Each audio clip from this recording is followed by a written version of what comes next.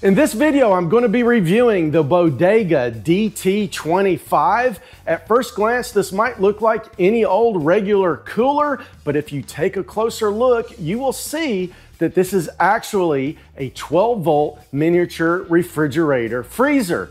That means the days of buying ice are over and no more soggy, wet drinks and food. But what really makes this cooler unique is not the fact that it will run off of 12 volts or standard house current. It will also run off of rechargeable lithium batteries. Now, these batteries are sold separately. However, the cooler does come with these adapters that will allow you to use normal 20-volt DeWalt tool batteries. And yes, we are going to fully test this feature later in the video. This cooler utilizes 12-volt compressor technology. This is the same technology that the RV industry has been converting over to for the past few years. It has a very low noise level while running. It only takes it 15 minutes to go from 68 to 32 degrees. It has a shock-proof, rugged design that will let it run up to a 45-degree angle. So that means you can take this in your RV, your truck, your mini jet boat, wherever you want to go off-grid. You can control the Bodega DT20V from the control panel on the front of the cooler, or you can download the app and control it straight from your smartphone.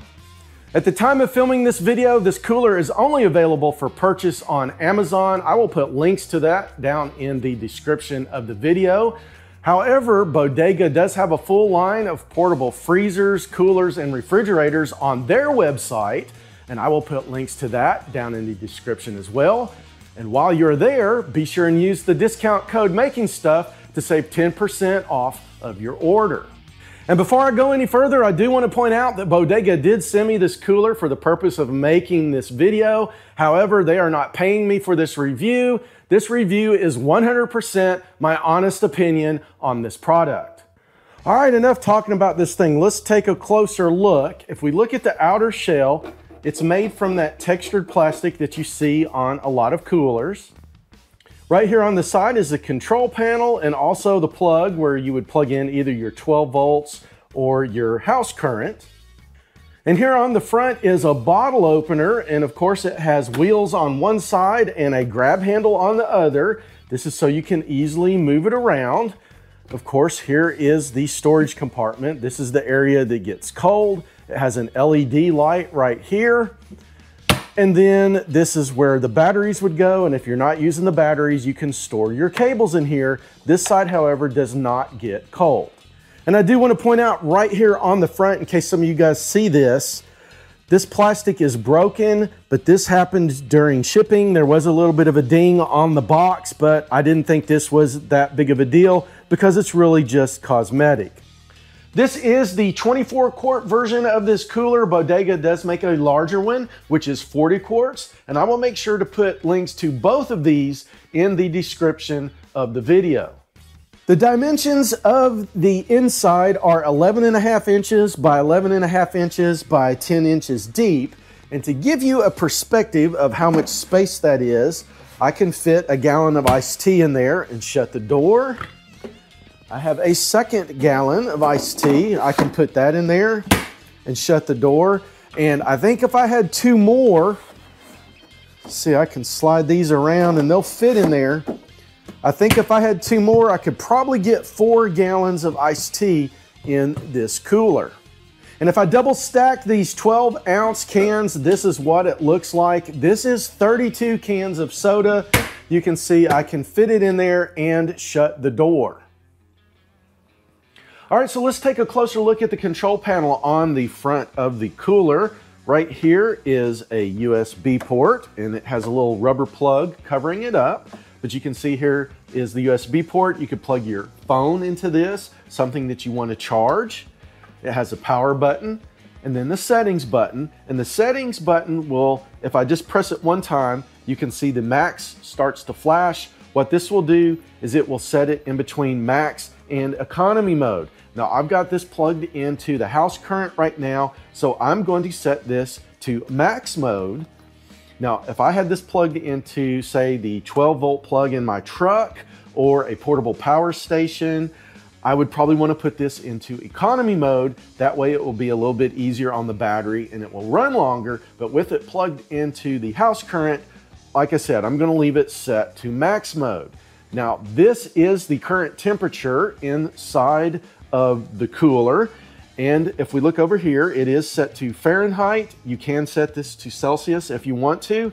But next, there is an H, M, and an L. And if I hold the setting button down, you can see that starts to flash, and I can set it between H, M, and L. This is the battery protection mode. Let's say I go camping, I plug this into my vehicle, and it sits overnight. I don't want to wake up the next morning and find out that this refrigerator has run the battery down so far in my vehicle that I can't start it. And I do want to point out that the battery protect mode is only for the battery in my truck or my power station. It is not for the internal batteries that this cooler is capable of running on. Right here, you can see there is a snowflake. That means the compressor is running. And we also have 14.3 volts being sent into this on the input side. The plus and minus, that's pretty self-explanatory. That's how you set the inside temperature of the cooler. So if I hit the minus, you can see it is currently set to 10 degrees, and this will go all the way down to -4. And anything I do on that control panel, I can also do on my phone with the app. You can see right here, the inside temperature of the cooler is now 38 degrees. And I did set it down to -4, but let's say I want to put some drinks in here and I don't want them frozen. I can go in here and raise the temperature. I will set it to 35 degrees. That will keep them from freezing. And right here on the app, I can see that I am in the max mode and the battery protect is set to high, but I can go here to more features. And here I can set the temperature scale between Celsius and Fahrenheit. I can set the mode between economy and max. And then I can also go in here and set my battery protect mode to high, medium, or low.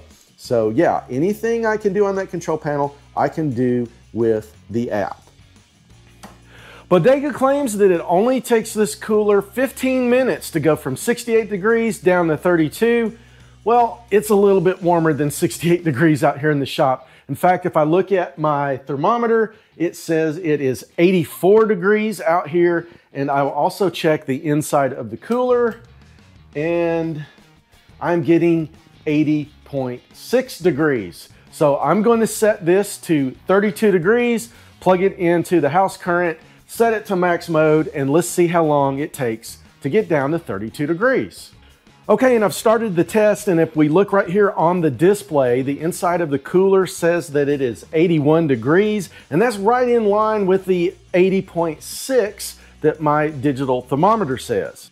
And while we're waiting for it to cool down to 32 degrees, I do want to show you that I plugged this into the kilowatt meter to see what the power draw is, and it is pulling 42 watts. If we look in the manual, it says the max is 60. So this is well below the maximum power draw. I did see 55 on this when the compressor first kicked on, but that was only for maybe a second and a half. Okay, this has been running for exactly 8 minutes, and you can see the temperature has already dropped down to 58 degrees. But if we go over here and look at the watt meter, you can see that it has jumped up to 58 watts. And since this cooler has a maximum power draw of 60 watts, that means that it will run off of the built-in 400 watt inverter that's in the back of my Toyota 4Runner. And that's something to keep in mind if you have a vehicle that has a built-in power inverter and you like to take it on road trips. Okay, so it's been right at 15 minutes since I started the test, and the temperature is down to 38 degrees. And something interesting has happened. The compressor has turned off. Let me get my digital thermometer out and let's check the inside of the cooler. And if I check the inside of the cooler, it says that it is 38 degrees. And you got to remember, we started out at 81 degrees, not 68. So I'm going to let this sit for another 5 or 6 minutes and let's see where the temperature winds up. Okay, so I just stopped the test at 20 minutes and 24 seconds because if you look right here, the cooler got down to 32 degrees. And I think that's a fair statement that they made, considering we started out much hotter than 68 degrees. We started out at 81, and it took it 20 minutes to get down to 32 degrees. And you can see it says the temperature is exactly 33 degrees. Okay, so now let's try some DeWalt batteries and these adapters and see how well they work in the cooler.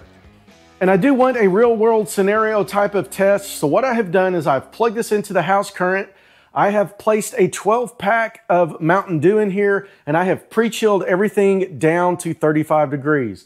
So everything here in the refrigerator is at that 35 degree level, because I think what most people are going to do with this is they're going to set it up the night before, plug it in just like I did, get everything down to the temperature they want it, and then they will switch over to the batteries while they are on their trip. And the battery I'm going to be using for this test is a 6 amp hour 20 volt DeWalt XR battery, and this is the largest battery that you can fit with the adapter inside of the refrigerator. And when I open this up and install the battery, if you look here on the screen, you can see it has changed slightly. It now has a battery indicator as well as the voltage of the DeWalt battery. And if I look at the app on my phone, you can see it also shows the voltage of the battery right here, as well as the capacity, which is at 86%. Okay, so it's the next day, and this cooler has finally stopped running on the battery that I put in there. And I will say it ran a lot longer than what I thought it was going to, which makes me glad that it has this app, because I was able to sit inside in the house and monitor this and see if the battery had gone dead just using my phone, instead of having to come out here every few minutes and see if the battery had run down. So one 6 amp hour battery, this cooler ran for 11 hours and 10 minutes. Now I know some of you guys are thinking, hey, there's 2 battery slots in there. Well, guess what? I have 2 batteries. So now let's try the same test again on 2 6 amp hour DeWalt batteries. Okay, so I've installed both batteries into the cooler, and you can see now on the display there are 2 battery indicators. And I don't know if you can see this, but there's an L and an R for the left and the right battery, and it also shows the voltage for each battery. One is 20.1 volts and the other one is 19.8.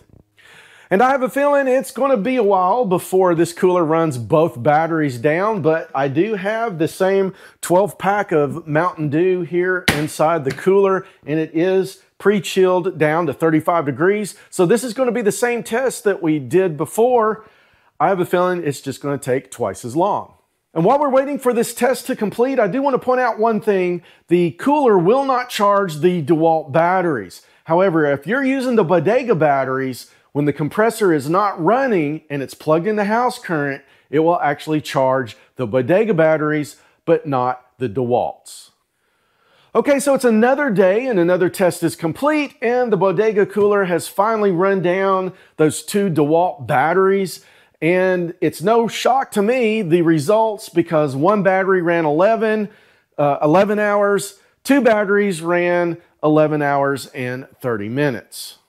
And to me, that's pretty impressive results for this cooler. I almost got 24 hours of runtime just off of 2 DeWalt tool batteries. And I know there's going to be some haters out there that are going to say, hey, you only got 22.5 hours off of those 2 batteries. Well, here's something to think about. If I was using a normal cooler, how long would a bag of ice last? Also, how much would a bag of ice cost? I've paid anywhere from $2 to $5 for a bag of ice, and it only costs a few pennies to charge both of these batteries. And I actually want to get some real world testing in on this cooler, and I'm actually going to take my camper to the lake this weekend, and I'm going to take this cooler with me. Now, I've got a plug right here that I can plug it into, but of course going down the road I won't have power, so I'm going to let it run on batteries as I'm going down the road, and then I'll have the mains power right here when I get to the campsite. And this is where it's going to stay for the trip. I do have my 12 pack of Baja Blast still in there. Let's hit the road and see how well this works. So I made it to my destination, which was about 2 hours away. The cooler ran on battery power while I was driving down the road, and I was worried that it may overheat sitting in that little small space underneath the camper. But when I got to the campground, it was running just fine. The cooler was still set at 35 degrees, which is right where I set it. When I got camp set up, I decided to move the cooler outside in the heat of the day to see if that would make any difference on how well it performed. I plugged it into the outside 120 volt outlet on the camper, and it didn't miss a beat. My drink stayed nice and cool the entire trip, and the cooler never got any warmer than 35 degrees. So up until now, we've been using the Bodega DT25 as a cooler, but let's not forget it is also a freezer. So what I have done is I've cranked the temperature down to -4 degrees. That's as low as it will go. And I have also put some bottled water inside of the cooler. Let's let it pre-chill overnight and come back in the morning and run some more tests. Okay, so this has been running all night, set at -4 degrees. And if I open this up, you can see that my bottled waters, they're frozen solid. Let's do a double check with the digital thermometer here, and it is saying that the temperature is -1.7. So I would say that it's safe to assume the cooler is ready for our next battery test. I will say this, every time I have come out here to check on this, the compressor has been running. It seems to have been running a whole lot more than our previous test, which was 35 degrees. So it does take a lot more energy to keep this cooler at -4 degrees. And since the compressor has been running quite a bit, I'm just going to skip straight to the 2 battery test because I don't think one battery will keep this at -4 degrees for very long. And of course, if I am wrong, I have no problem coming back out here and doing a single battery test. That's just a hunch that I have. Let's see how well both of these batteries work. And to give you some idea of the ambient temperature out here in the shop, the temperature at the beginning of this test is 81 degrees.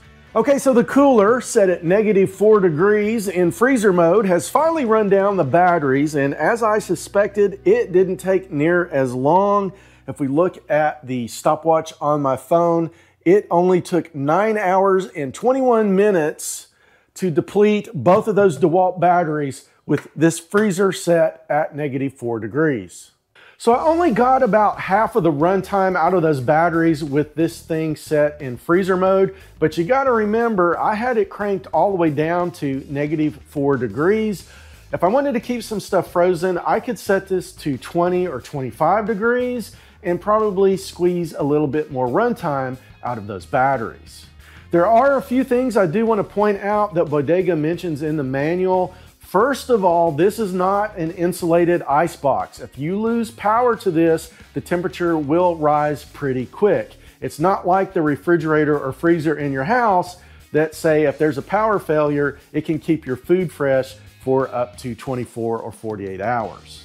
Bodega also recommends that you do not get this cooler wet. You don't want to leave it out in the rain, and you don't want to soak it in water. So if you're going to take it camping, you're going to want to keep it under some type of cover, say in your camper or your tent, where it won't get rained on and the dew won't settle on it.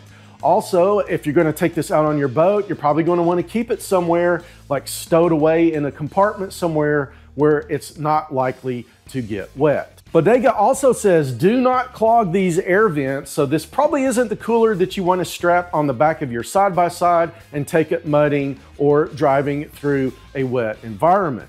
Bodega doesn't say anything in the manual about sandy or dusty environments, but if you were going to take this thing to the beach or someplace like that, I would try to avoid placing this where it's going to suck up a bunch of sand. If you want to save 10%, be sure and use that discount code Making Stuff over at the Bodega website. I will have links to their website and this cooler down in the description of the video.